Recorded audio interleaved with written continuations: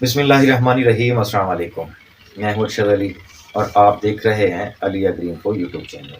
کسان دوستوں، گندم کی فصل کے اوپر ہم مائکرو نیوٹرینٹس کو فولیئر کیوں استعمال کرتے ہیں؟ دیکھیے، کچھ حکمت عملی ہوتی ہے۔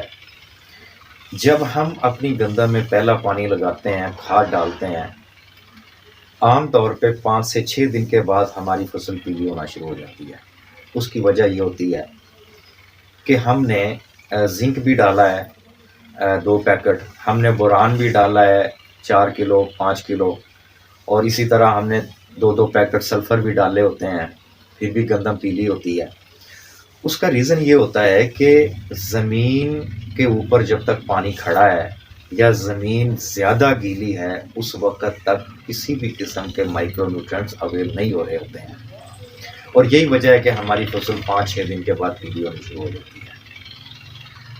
اس کا پروف یہ بھی ہے کہ جیسے جیسے زمین وتر میں آنا شروع ہوتی ہے، ہماری جو فصل کی رنگت ہے بہتر ہوتی چلی جاتی ہے۔ کیوں کہ وتر آتے ہی زمین میں ہوا کا وائلیشن بھی بہتر ہونا شروع ہو جاتا ہے، اور ہماری ڈالی ہوئی کھادیں بھی پودوں کو ملنا شروع ہو جاتی ہیں۔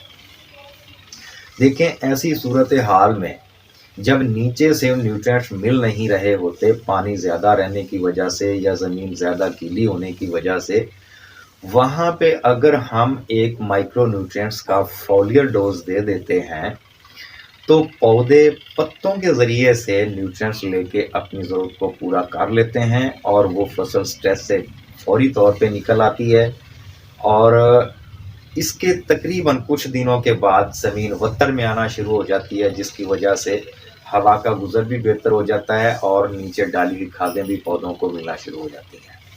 یعنی کہ جب تک نیچے سے نیوٹرینٹس کی ترسیل بحال نہیں ہوتی، اس وقت تک پودا فولیئر ڈوز کے ذریعے سے اپنی ضرورت کو پورا کر لیتا ہے۔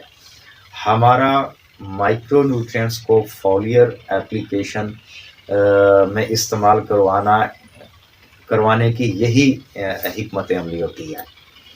اچھا، دوسرا یہ ہے جو خاص بات میں نے آپ کسان دوستوں کے ساتھ کرنی ہے۔ دیکھیں کہ پانی کے بعد جب پودا سٹریس میں جاتا ہے، پیلا ہو جاتا ہے، ایک اصول یاد رکھیے گا، گندم کی فصل ہو، سبزی ہو، کوئی پودا ہو، کچھ بھی ہو، اگر آپ اس کے اوپر کوئی ہربیسائڈ استعمال کرنا چاہ رہے ہیں تو یاد رکھیے گا کہ پودے کے اوپر کسی قسم کا سٹریس نہیں ہونا چاہیے۔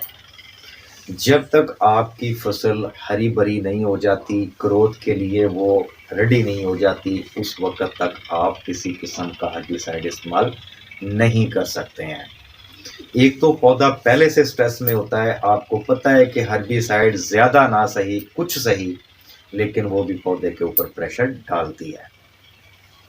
اب سٹریس کی اگر ہم بات کریں، دیکھیں جو پانی کے فوری بعد سٹریس آتا ہے یہ پودے کے لیے زیادہ بہتر نہیں ہوتا ہے، لیکن اگر ہربیسائڈ کے ساتھ ایک سٹریس اوپر سے آ گیا ہے ڈوزز زیادہ ہونے کی وجہ سے، یا جن علاقوں میں کورا زیادہ پڑتا ہے، کورے کی وجہ سے پریشر ہے فصل کے اوپر، یہ اتنے نقصان دہ اس لیے نہیں ہوتے ہیں کہ ایسی صورتحال میں پودے اپنی جڑوں کو ڈیولپ کر رہے ہوتے ہیں، ٹیلرنگ نکل رہی ہوتی ہے، صرف پودے کے قد بڑھنے کے علاوہ باقی پروسیس پودے کے چل رہے ہوتے ہیں۔ لیکن پانی کے فوری بعد جو سٹریس آتا ہے، اس میں جڑوں سے لے کر پتوں تک پودا رکا ہوا ہوتا ہے، یہ پودے کے لیے بہتر نہیں ہوتا ہے۔ بس یہ ایک حکمت عملی ہے جس کے لیے ہم فولیئر ڈوزز کا انتخاب کرتے ہیں کہ آپ مائکرو نیوٹرینٹس کو ساتھ میں ایک سپرے فولیئر لازمی کریں۔